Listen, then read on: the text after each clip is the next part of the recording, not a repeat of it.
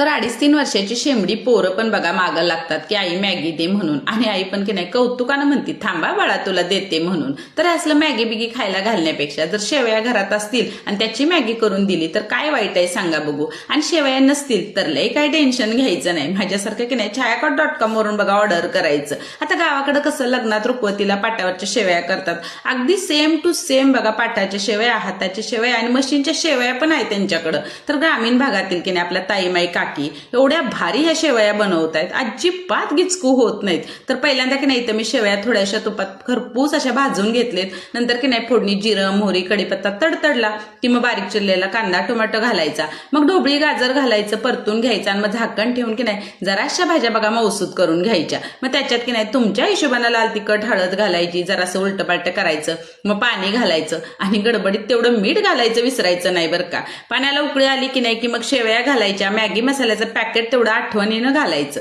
आणि मग शेवयाला लय काय डिवचत बसायचं नाही, नाहीतर मग की नाही त्याचा लगदा होईल. तर माझ्या मुलीनं सुद्धा ओळखलं नाही की ही शेवयाची मॅगी आहे ते. तर की नाही अनहेल्दी मॅगी खाण्यापेक्षा हे 100 पटीनं हेल्दी आहे. तर पटापट ऑर्डर करा आणि जाता जाता तेवढं सबस्क्राईब